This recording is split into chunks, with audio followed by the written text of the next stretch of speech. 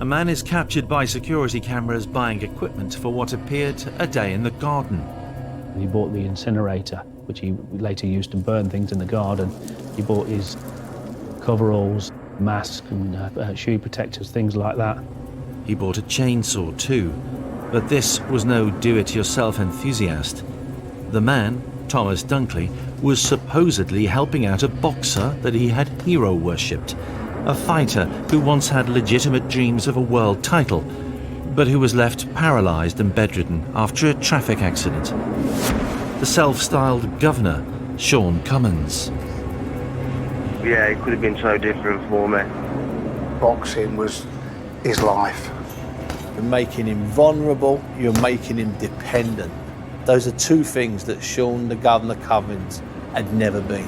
Sean Cummins would lose the last fight of his life, murdered by someone who was supposed to be his cornerman. They phoned me up and just said there'd been a death at the house. They didn't say who it was. And they also did not reveal how Sean's body had been found, dismembered. A human body, is a very unwieldy, heavy, difficult object. And if you can cut it down into pieces, they become more manageable. The hunt for a murderer soon focused on Thomas Dunkley. If it was him, what would be the mistake to prove he was a cold-blooded killer?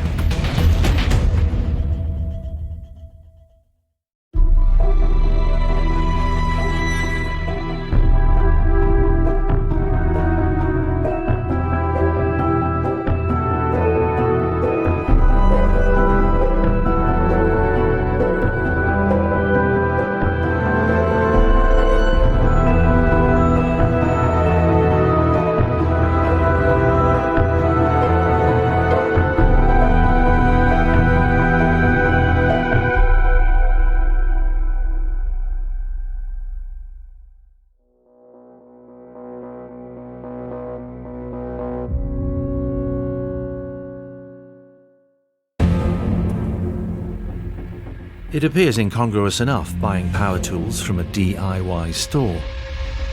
But this image from a security camera would change the course of an investigation into the death of Sean Cummins.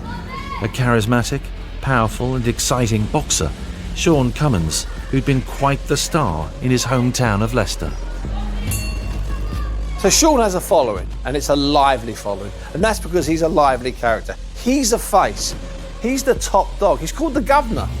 He paired with Chris Eubanks, Prince Nazim in Sheffield and Manchester places, fought a lad called Steve Collins, and he was who won the title and became top 10 in the Pentacontinental Champion. He was a very good boxer. He had punches and combinations of punches that no other boxer used. In the mid-90s, Sean's promising career hit the canvas with a series of devastating events. A referee's bad decision snatched European middleweight glory from his grasp. He had floored his opponent, Agostini Cotamoni, with a devastating left hook. There was no way his opponent could beat the 10-second count. Or maybe there was. Sean rightfully won the European title that night in San Remo. Cardamone was given so much time to recover, he managed to see it out to the final bell, and he won a disputed points decision. I mean, I threw the left hook moving away from Cardamone, and I didn't deliver it as a knockout punch, and the next thing I know, as I'm stepping away, he's going over. So I slung a right, and unfortunately it missed. But, you know, yeah, it could have been so different for me. A second heartbreak was to follow. Cummins failed a routine MRI scan. His license to fight was revoked by the boxing authorities. He had the scan, and the British Board of Control said he couldn't fight. I think Sean was at a loose end. His career curtailed, and he weren't in a good place. Heartbroken, Sean struggled to keep his life on track. And I made a few errors with, you know, in life, and ended up doing a little bit of porridge, and I really tried to get myself back in the ring, and I was really up for getting my determination to come back, and, you know, I really believed I could still be a force and become a world champ. but I just never seem to get The breaks. the breaks, Steve. In the boxing business, it's a small, big family, so you keep hearing things. So you'd hear something, someone would say, "You seen Sean Cummins lately?" And I'd say, "No, I haven't seen him since he boxed Neville Brown." And someone would say, "Well, he's 18 stone, he's working on the door, he's mad about bikes, he's working with Blue, the boy band, he's going to open a boxing gym. Oh, he looks like he's done loads and loads of steroids, he's 20 stone." The rumours were true. With his boxing career over, Cummins put his talents and his reputation as a hard man to use. He put on 7 stone of muscle and found work as a bodyguard and nightclub bouncer. The journey to meeting his killer had just begun. He was working the doors, yes, even debt collecting, I believe, at one time. And he actually ended up bodyguarding. And he was looking, before his accident, that he would be bodyguarding to the Black Eyed Peas, or even, I think, the group Blue. As if being, as he saw it, cheated in a big fight and then losing his license to box, then reluctantly accepting a job as a nightclub heavy, in 2004, Sean Cummins' life suffered yet another traumatic downturn. I was involved in an accident in 2004, and I've currently been bedridden, unfortunately. I was on a motorbike. It was a lovely, clear, sunny day on a Sunday afternoon. The next thing I know, a lady's pulled straight out in front of me in a Shogun, and bingo. Cummins had to fight for his life. I broke my back, I broke my sternum, I broke all my ribcage on the left-hand side, I punctured a lung. You know, it was pretty horrific. But it's remarkable, I didn't get knocked out. I lay on the road, I took my crash helmet off, and I repeatedly said my lad's name out loud, because I honestly did think it was curtains, and I wanted to go out with my lad's name at least on my lips. Against the odds, Cummins survived the crash. After 4 months in hospital, he was allowed home, but within weeks, an accident at home left him with an infected wound which refused to heal. Doctors became gloomy about Cummins' chances of ever walking again. For now, he was bedbound. Suddenly, you'd stick that giant man with that giant ego and that giant mentality into a bed. Not for 6 months of rehab, where he's going to come out afterwards, do a little bit of work and run off into the sunset, but for year after year after year after year. The governor, the well-known face, the mighty boxer who was popular with the ladies and attracted roaring crowds at his fights, was lonely, bored, isolated. Sean had some of the boxing fraternity that raised money for him. They had venues for him, you know, and he got that sort of. But they did sort of disappear once Sean was, you know, in his bed, in his little bungalow in the Saffron Lane. And yes, he didn't get many people visiting him then. The fighter was not about to throw in the towel. He always believed that he would walk again. He never gave up the fight. He thought that there was out there stem cell surgery to the spinal cord, and he was hoping that one day he could actually walk. He said he had feelings in his right leg. I was initially told that I had no chance of walking again and I would be wheelchair dependent for the rest of my life. However, I did go through a series of tests at the Leicester City Royal Infirmary, and one of the chaps there detected a little bit of movement when I was trying to push my legs, and he was leaning against them. Cummins had been knocked down many times and in many ways, but he persevered, stuck at trying to make a living. I've been busy working on a new website that I've launched, which is BritishBoxingGreats.co.uk/forum. So basically, you know, I really enjoy myself with the boxing forum, and you know, the boxing trade has been like my extended family really, and helped me out. But on the same radio phone-in with Steve Bunce, the commentator and longtime friend, Sean broke the news that, in reality, his condition had got worse since his original accident. I was involved in an accident in 2004. Now, I was hospitalised for about 4 months, and then an accident occurred at home, and I cut myself, unfortunately, on my backside, and it got infected, and I had to have a couple of operations, and so I've been stuck in bed now for 5 years. It was very, very hard to see Sean as he was. He was in a bad place. The once mighty boxer, the club doorman people feared, the man who had taken more than one wrong path in his life, found himself weak, ill, reliant on others for help, reliant on a local man called Thomas Dunkley, and not everybody was happy about it. I think Tom was obviously devious. There was an agenda somewhere. Tom Dunkley was about to become, for Sean Cummins, what they call in boxing a corner man. And he did have an agenda: to get rich quick. The journey to murder had begun.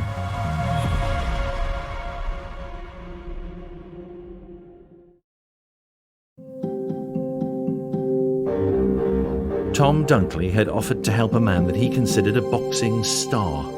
Dunkley himself had been a boxer. He'd had a go at boxing and he showed some promise from what I was told. He looked like he could be a pretty decent fighter, but I don't think it really worked out for him. Dunkley jumped at the chance to get close to the local hero. He was certainly a fan, and he was certainly in awe of Sean when he met him. He saw Cummins as a shortcut to money and a better life. He'd heard that Sean was setting up a new business, a private gym. Tom Dunkley was promised a role in a gymnasium that Sean was invested in, and Tom was going to be installed in some management or part of that business that Sean was, funding. He always thought the payday was around the corner. After becoming paralysed, Cummins had won £400,000 in compensation, money that went into a trust fund for his care and his day-to-day living. So Dunkley may indeed have believed that there was money around for him to benefit from. Dunkley and Cummins met because Dunkley was a runner for Dave Pratt. Dave Pratt was a signatory on the trust that Sean got after his accident, and so Dunkley got involved there as a go-between for the two of them. Dunkley would later admit that he was drawn to people with money, people whose lives were more comfortable than his. But frustrated and lonely, perhaps naively, Cummins welcomed the company. In those early days, they'd play computer games together, and he'd just be a companion for Sean. They had loads in common, because what they both loved was boxing. Inside his home, Cummins gave Dunkley some training tips. They watched films, talked. Dunkley would go out and pick up takeaway for them both. They swapped boxing stories. Both sides seemed to relish the friendship. Dunkley began running errands for his bedridden friend, changing the sheets, making sure he had water, picking up medication. Tom Dunkley was a very nice man on the outside, very quiet. There was a relationship where Sean was actually training Tom Dunkley with the weights. So Sean was even a trainer. He trained Tom Dunkley, and the friendship was sort of a bond of that. Tellingly, he went to the bank for Sean, helped manage his finances. Jane Monkton-Smith, a leading criminologist, has been reviewing events surrounding the lives of Sean Cummins and Tom Dunkley. He was quite trusted, and he was trusted with his finances and things like that, and he would run errands for him. So it was quite a general role, and perhaps there was even kind of a friendship there between them. Not that Dunkley made an ideal carer. Tom Dunkley prepared meals for Sean, and in the kitchen it was not the tidiest, and it was, unhealthy, unhygienic. And I said to Sean at the time that I don't think you should have him cooking your food for you. But Sean said he's my friend, and they were a partnership. Sean's injuries and disability meant that he needed regular medication. He had daily visits at home from community nurses. It would be those same health workers who later realised that something was wrong in Sean Cummins' world. What would set the alarm bells ringing? A community nurse got suspicious about what was going on at the house. She wasn't happy with Thomas Dunkley. As time wore on inside the house, frictions became apparent. Hard men like Sean Cummins don't change overnight. True to his reputation, Cummins was not an easy or grateful patient. Medical professionals who'd seen him would say that Sean could be difficult, he could be very demanding. He may have been paralysed, but Cummins was still, in his mind, the governor. He could be moody, overbearing, even violent towards Dunkley. I think there were probably times when he lost his temper with Dunkley and got aggressive with him.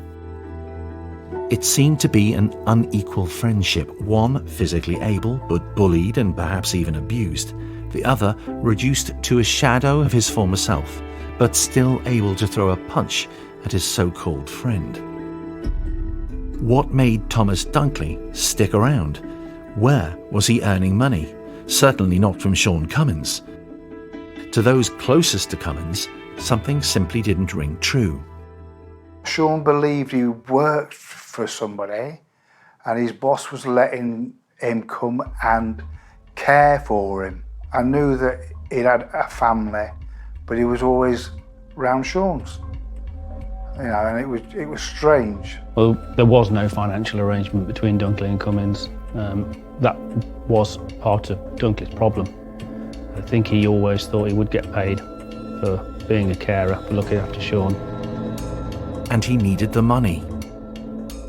At the time we got involved in the investigation, Dunkley's finances were in a pretty poor state. He was in debt to the tune of north of £15,000. The gymnasium that Cummins would co-own and where Dunkley hoped to be given a lucrative job never materialised.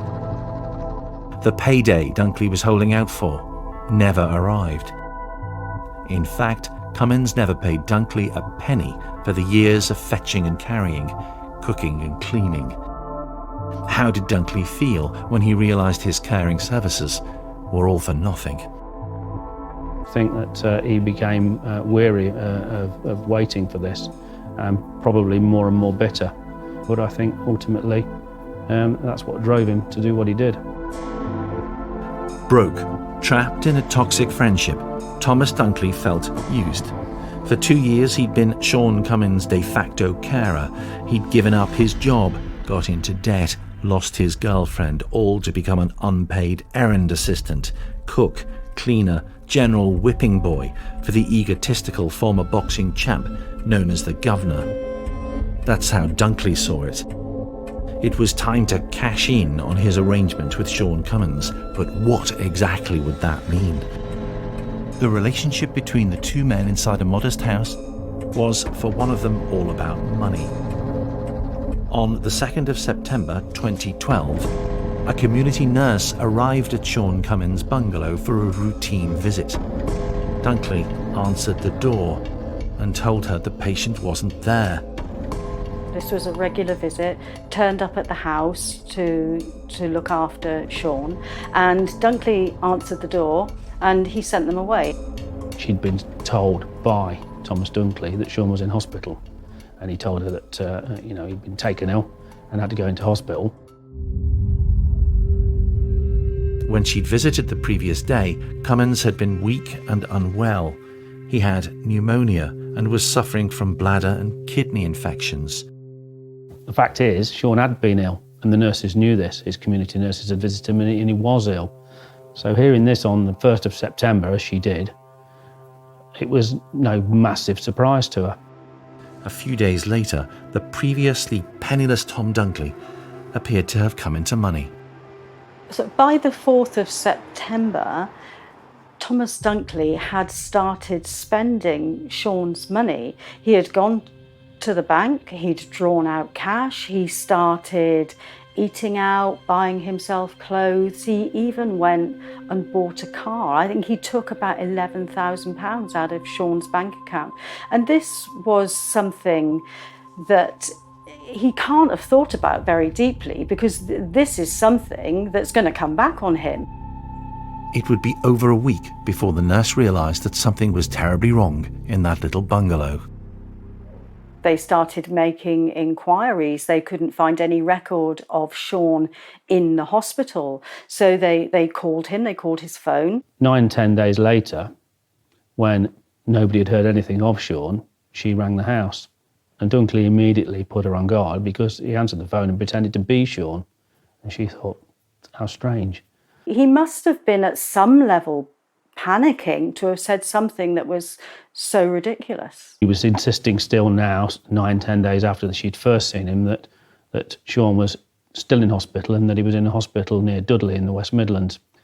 The conversation ended and the nurse, very switched on, a proper medical professional, she just wasn't having any of that. She didn't believe a word he was saying. So she started to make her own inquiries, and she inquired with Leicester Hospitals Trust and rang various hospitals in the West Midlands, in the Dudley area, rang the GP that Sean used. Nobody had any record of Sean Cummins being admitted to hospital. So she rang the police. Leicestershire's police missing persons team called Dunkley. Like the nurse, they weren't convinced about what they were discovering, specifically no sight nor sound of Sean Cummins and a worried community nurse. They had a conversation. She told the officer what she thought. He then called Thomas Dunkley and he had a conversation with him, and he wasn't happy either. Immediately, senses on alert, he thought, no, that's not right. So they went round to the house. And when they couldn't get a response at the address, they forced entry. The police officers were about to make a gruesome discovery. The first thing they found when they forced entry was something they smelled. What they smelled was what we in the police and what any police officer will tell you is called the smell of death. There's no smell like it, and when you smell it, you know what it is. So those officers, as they moved into that house, knew they were looking for a body by this time. What had happened to Sean Cummins? It was unbelievable what actually happened in that house. The fighter had fought his last bout, and he had lost.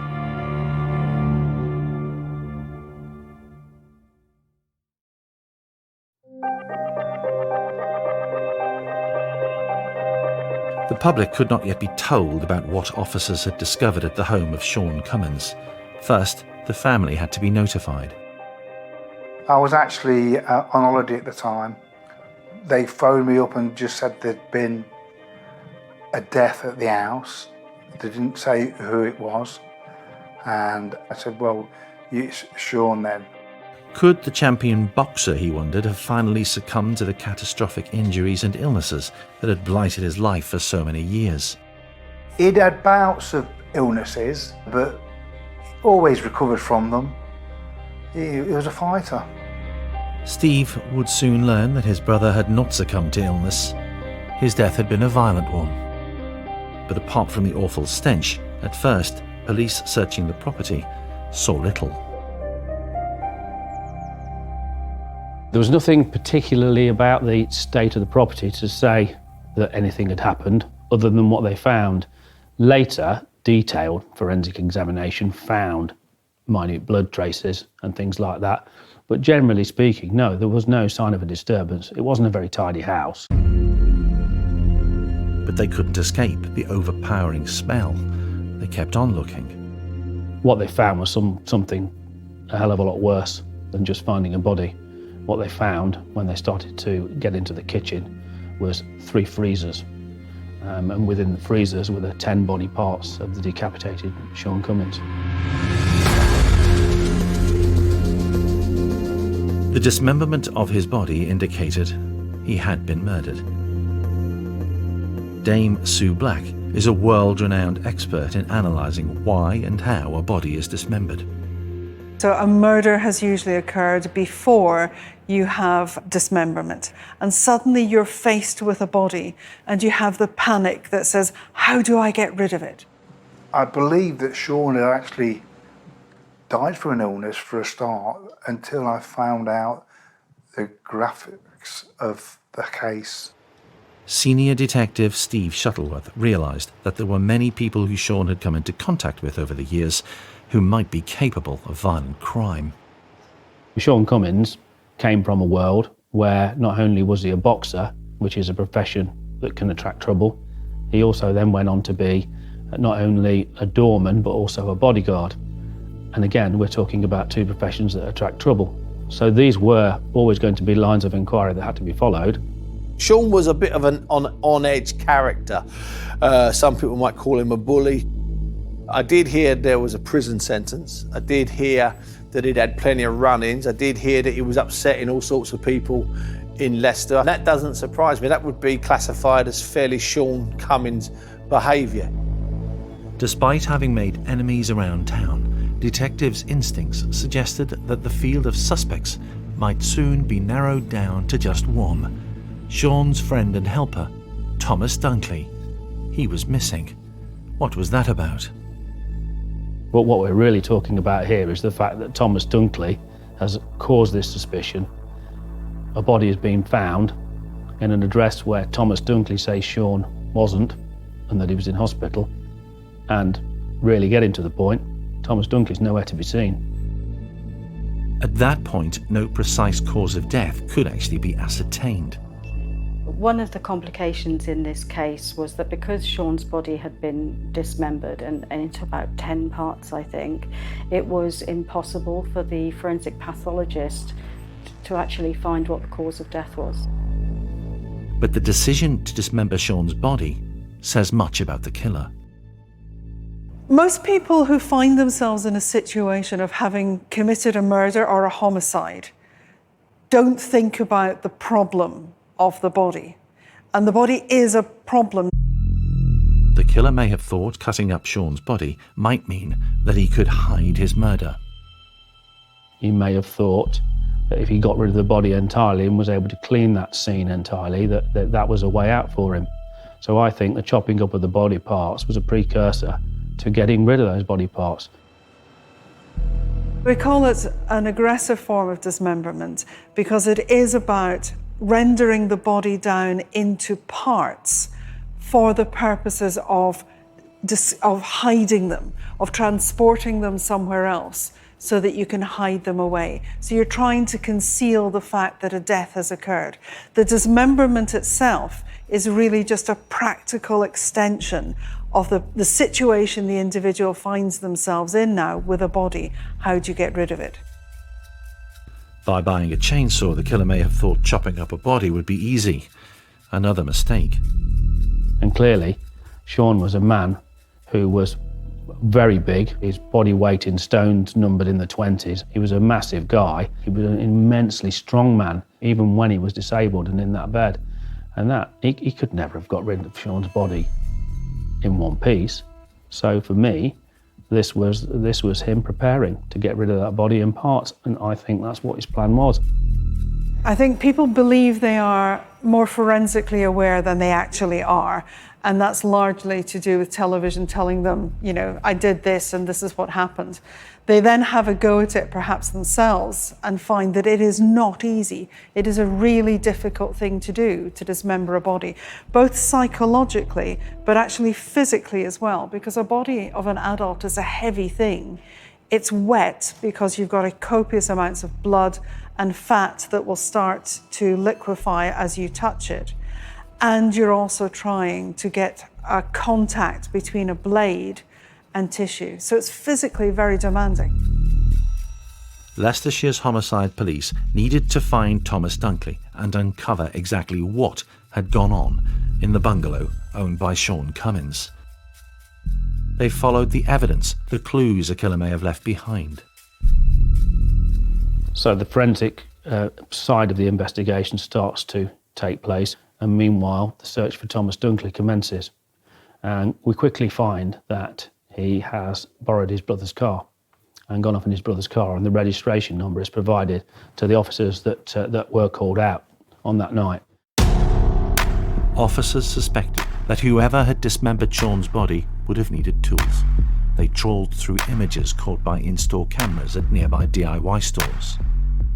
We had Dunkley on CCTV buying the chainsaw. He buys overalls and face masks and bags. For the previous week, he'd been functioning quite normally. He'd been going out, he'd been spending his money, nobody had been really suspicious about his actions. And then all of a sudden on the 7th, we get this big change where he takes things a whole step further and buys that equipment.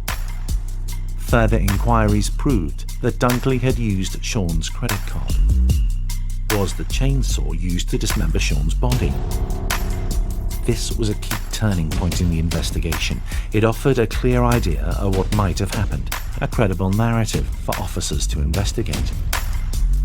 Detectives, when searching Sean Cummins' house, had found a laptop. They wondered if further evidence might emerge of Dunkley's guilt. The laptop computer that was of most interest was one that we thought Dunkley had been using at the address. He's just a very sick man. For the idea of thinking he could get away with it. Straight away, they felt that they could reconstruct the hard drive of the computer and get the information, and they did. And they got a huge tranche of information. And there were Google searches around the same day that was the last time that Sean was seen. Amongst which were search engine trawls which could only have been made by Dunkley. What happens when you're stabbed in the stomach? How long does it take to die after you're stabbed? What happens when somebody bleeds to death? What happens if you cut a carotid artery? How long does it take to die? How long does a body take to go off? Searches like that. What happens if you inject bleach into the veins? So searches about how to kill, and then later searches about what do you do with the body when you've got it. It's quite surprising the amount of people who commit a murder or plan to commit a murder will go onto the internet and search how to do that. And it's not a sensible thing to do if you don't want to get caught. You know, it leaves a forensic trail. Shuttleworth and his team now felt certain they could get a conviction, but where was their chief suspect? We quickly find that he has borrowed his brother's car. That started to show up after a few hours because it went through an automatic number plate recognition camera on the M1 going northbound, and then ultimately a call came in to say that one of their armed response vehicles had found the car on the Woolly Edge services in Wakefield. In the early hours of the 13th of September, Dunkley was arrested just 85 miles from the scene of the crime. Pathology reports suggested that Sean Cummins had died days before his body parts were found, throughout which time it seemed Thomas Dunkley had stayed put. Dunkley stayed living effectively in the house after killing him. Now we think that he killed Sean sometime around about the 1st of September. 12 days later, he had bolted.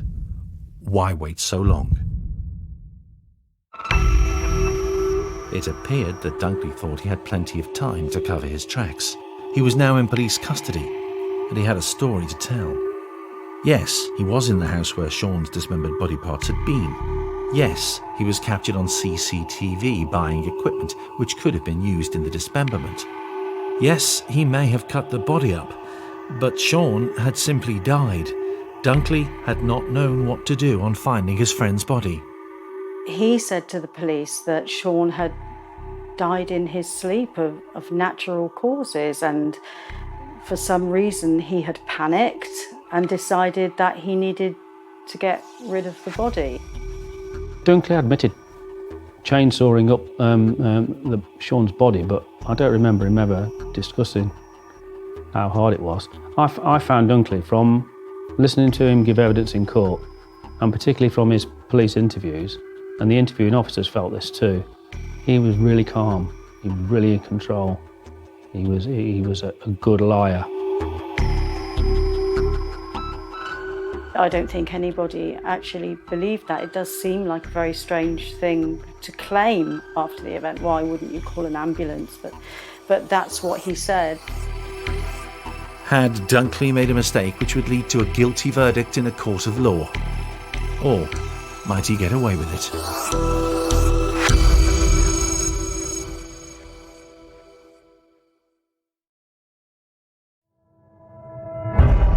The challenge facing detectives now that Thomas Dunkley had been arrested on suspicion of the murder of Sean Cummins was to get the evidence needed to secure a conviction to uncover the killer's mistake. When he was arrested, Thomas Dunkley told police that Cummins had died in his sleep. There's always got to be some doubt, and when you're investigating a murder or investigating any serious crime, you have to investigate every relevant line of inquiry. It was time to review the evidence before it was put to the jury, which, if any, would be the mistake that would lead to Dunkley's conviction. Thomas Dunkley said that he had not murdered Sean Cummins. He said that Sean had died of natural causes, and he pointed to the fact that we knew Sean had been ill, and he said having noticed that Sean had died, he panicked, and he thought he may get the blame for that. And the story wasn't, all that plausible, really. Who does that? Maybe nobody, but that was not enough to take to court. We had Dunkley on CCTV buying the chainsaw he used to chop Sean's body up. He bought that from a local DIY store, just a couple of miles away from where Sean lived. He bought it with Sean's credit card. He was already using his murder victim's credit card by this time. And he bought a lot of other kit that he would need, kit to clean up with. He bought the incinerator, which he later used to burn things in the garden. He bought his coveralls, mask and shoe protectors. In fact, Dunkley was recorded again and again on CCTV, seemingly relaxed over several days, as he used Cummins' credit cards to gather together everything that he needed to dispose of the boxer's body. He didn't go on the run after the killing because he thought he could cover all traces of his crime. It's hard to pin down exactly, but he was buying things to chop the body up on around about the 7th of September. By this time, he'd realised that it was starting to smell in there and he needed to do something. And he thought if he chopped up the body parts and froze them, he'd get rid of the smell.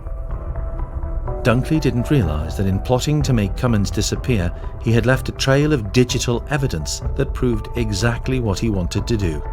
Was this his ultimate mistake? Over the next few days, police were to uncover other flaws in his planning. His brother was hearing more of Sean's death. I found out the research that Dunkley had. How long does it take to die from a stab wound to the neck? Dunkley would continue to deny that he had played any part in Cummins' death, but detectives felt they had enough to charge him with murder. There was CPS advice with what we had from interview, with the chopping up of the body. And we had things like a next door neighbour had a carer who saw him burning things in the garden and thought that was very suspicious. We had him running from the police. Clearly, the fact that Sean had been chopped into 10 pieces and he was admitting doing that. From the moment that Dunkley took the decision to kill, he began making mistakes.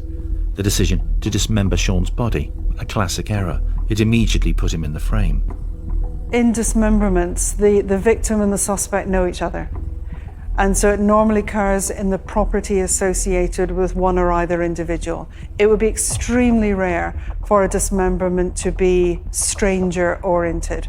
Most of them are because there's been some form of personal conflict between the two individuals. So we will always go and look at areas that are known to the victim and the suspect, the homes of the victim and the suspect, looking for evidence that the dismemberment has occurred. Dunkley's next mistake was thinking that he could erase his digital footprint. The laptop computer that was of most interest was one that we thought Dunkley had been using at the address, and the initial findings from that laptop were disappointing. The hard drive on Dunkley's laptop had been corrupted.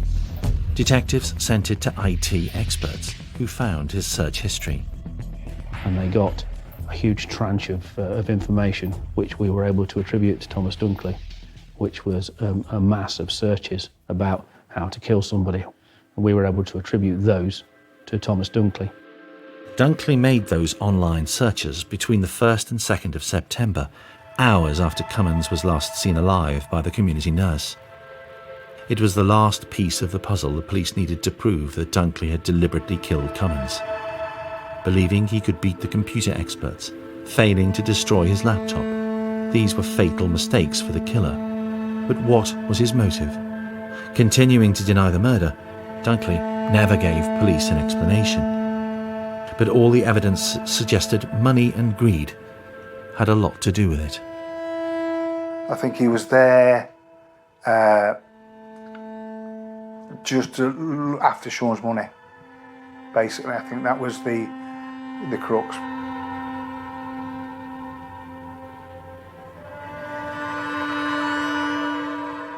He used Sean's identity to get loans, but he did, with money he got, start to repay things. When Cummins was still alive, Dunkley had abused his position as his carer to treat Cummins' trust fund as Dunkley's own personal bank account. After the murder, the scale of his theft and deception escalated. He went to a local Vauxhall dealer and put a deposit down on a car. He went to see a mortgage advisor and he bought all sorts of things for members of his family. I think he bought a washing machine for somebody, and he bought toys for children who he was related to, and other things. They must have wondered where the money was coming from, because he never had any money. But he went off spending Sean's money. Police traced when and where Cummins' cards had been used. Dunkley was caught 3 times on CCTV using cash machines to draw money out of Cummins' account. Dunkley's spending spree gave detectives everything they needed to prove the motive for his terrible crimes. Detectives suspected he was taking what he thought was rightfully his. I think Thomas Dunkley always thought he would ultimately get some reward and some pay for the amount of care he was giving. And I think that he became weary of waiting for this, and probably more and more bitter. I think Thomas Dunkley saw Sean as something of a bully, and that's not something we've got any evidence for, but I think ultimately that's what drove him to do what he did. In court, the police convincingly made the case that Dunkley had been motivated by greed. He admitted to stealing over £10,000 from Sean Cummins. Despite his claims of innocence, the jury found him guilty of murder. The police were satisfied that a cold, calculating and dangerous man had been locked away.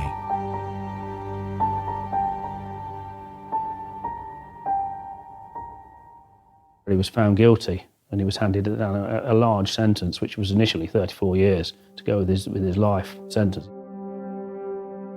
He was calm, and I've thought that since when he came to the appeal.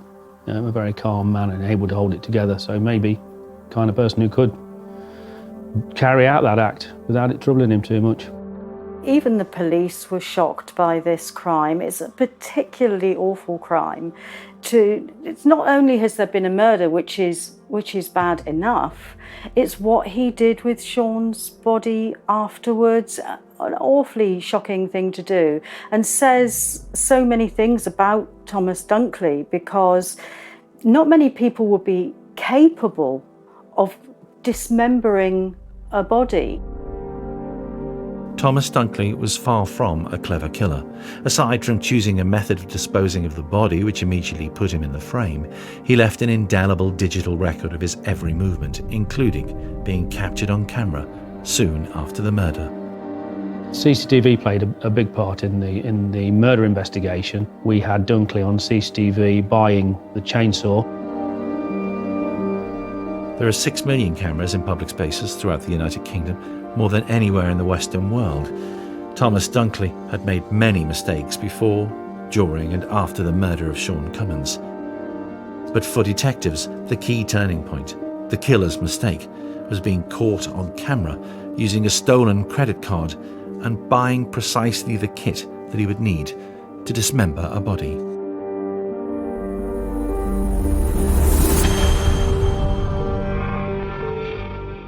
Amongst the many mistakes that Dunkley made, the one that he really couldn't find an explanation for or wriggle out of was going out and buying the equipment to dismember Sean's body. There's no excuse for that. There's nothing he could come up with in court that would explain that away. And so probably, of his many mistakes, that was the biggest one.